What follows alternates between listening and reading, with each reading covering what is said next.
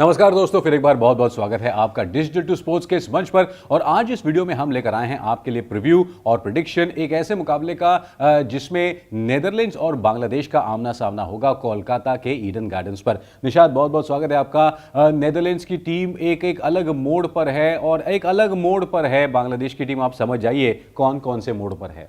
Exactly और वो मोड़ को देखने के लिए हम किस पर पहले गौर करेंगे? चलिए पॉइंट टेबल पर गौर करते हैं। देखिए यहां पर अगर हम देखें तो नेदरलैंड्स सबसे आखिर में है, लास्ट है, 10th स्पॉट पर है। लेकिन अगर उनके और बांग्लादेश को अगर हम कंपेयर करें तो दोनों ने ही 5 मुकाबले खेले हैं, एक एक ही मुकाबला सिर्फ जीता है। और लेकिन जो नेट रन रेट है इसमें काफी अंतर है। इसमें अंतर है, मगर अगर एक टीम की स्थिति देखी जाए तो नेदरलैंड्स विल बी हैप्पी और इवन तो वो लोग 10वें स्थान पर है, क्योंकि एक तो उन पर ज्यादा एक्सपेक्टेशंस नहीं थे और उन्होंने साउथ अफ्रीका को अच्छा हरा दिया, श्रीलंका के सामने फाइट किया उन्होंने।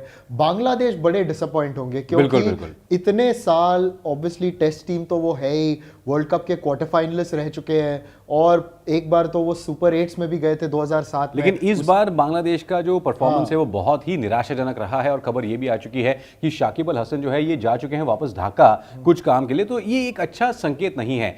ईडन गार्डन्स के ग्राउंड के प्रोफाइल पर कुछ आंकड़ों पर हम नजर डालते हैं, तब जाकर पता चलेगा कि पिछले 5 मुकाबलों में यहां पर average first inning score has been 288 and if you want to win 300 plus का टारगेट आपको यहां पर सेट करना पड़ेगा अगर आप पहले बल्लेबाजी कर रहे हैं तो। हाँ, और देखिए ऐसा यहां हमने देखा है कोलकाता में हाल ही में से वनडे क्रिकेट में तो रन्स बनते हैं और T20 क्रिकेट में भी रन्स बनते हैं। यहां अगर टॉस जीत के आपने मोस्टली ना बैटिंग करनी, आपको एक बड़ा स्कोर बनाकर आंकड़े दिखा रहे हैं कि आप पहले बल्लेबाजी करेंगे तो आप जीतने के 80% चांसेस हैं। और यहां पर देखिए तेज गेंदबाजों के लिए भी फायदा है और जो स्पिनर्स है उनको इतना टर्न मिलता नहीं, हालांकि थोड़ी धीमी सरफेस हो जाती है। हाँ, कभी कभी वो हो जाता है थोड़ी धीमी सरफेस, मगर देखिए कोलकाता का एक तो स्पोर्टिंग सरफेस हुआ है हाल ही में और बैटिंग के हिसाब से आप पहले एक स्कोर बनाना चाहेंगे और फिर दबाव डालना चाहेंगे। देखिए अभी नेदरलैंड्स का अगर हम कंपेयर करें बल्लेबाजी, अगर कंपेयर करें हम बांग्लादेश के साथ, तो दोनों ही टीमों की बल्लेबाजी ठीक ठाक है। हालांकि यहां पर नेदरलैंड्स को भी मौका है,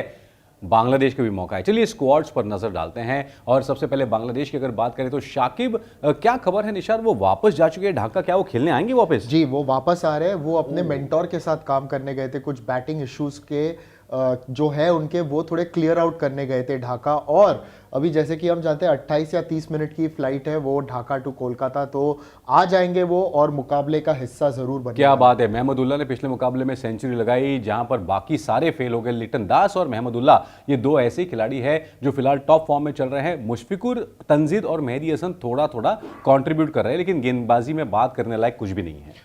इन्हें अभी ऊपर तो बैटिंग करवाओ महमूदुल्लाह को, कब से आप उन्हें नीचे रख रहे हैं? नीचे रखा, अभी तो उन्होंने डिलीवर भी किया है फिर भी। और एक तो भारत के सामने अच्छी पारी खेली थी और वो शतक तो मारा था अच्छे एक साउथ अफ्रीकन अटैक के सामने।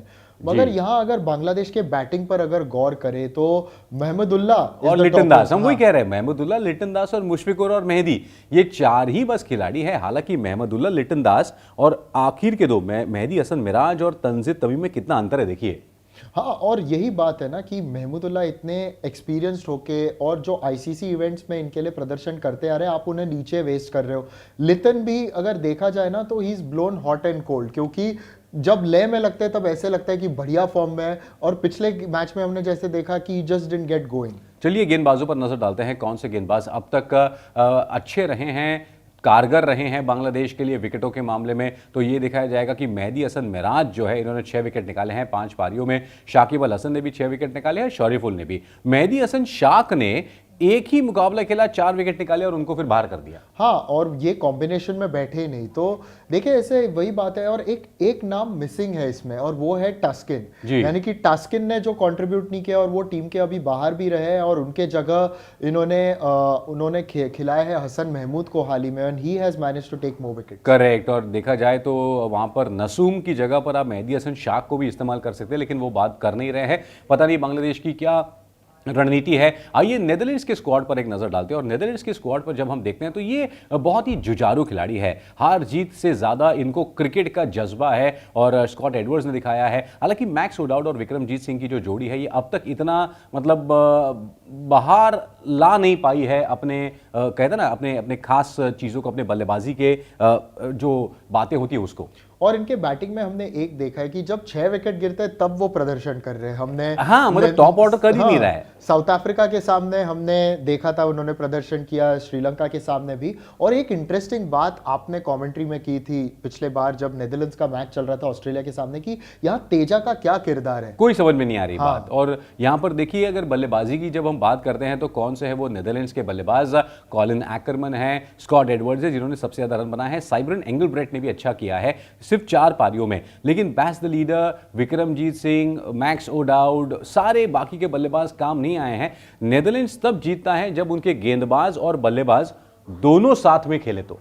हाँ एग्जैक्टली। और अगर गेंदबाजों की बात करें तो इन्होंने एक अच्छा जीत सेटअप किया था साउथ अफ्रीका के सामने, विकेट लिए थे। बैस डिलेड विकेट जरूर लेते हैं मगर इनकी इकोनॉमी रेट बहुत खराब है। जी, पिछले मुकाबले में तो ऑस्ट्रेलिया के सामने ही registered the most expensive spell in ODI history. ये भी लोगन वैन बी के साथ भी दिक्कत है कि 6.3 के हिसाब से वो रन दे रहे हैं, हालांकि 8 विकेट निकाले हैं। Aryan Dutt, Paul van Meekeren, Colin Ackermann और रोलफ वैंडरमर भी, इन्होंने काफी अच्छा प्रदर्शन किया है ओवरऑल। तो एक ये बहुत जबरदस्त आमना सामना होने वाला है एक ऐसी टीम के साथ, बांग्लादेश की टीम जो शायद थोड़ा सा हिचकोले खा रही है, अब तक कॉम्बिनेशन बना नहीं पा रही है।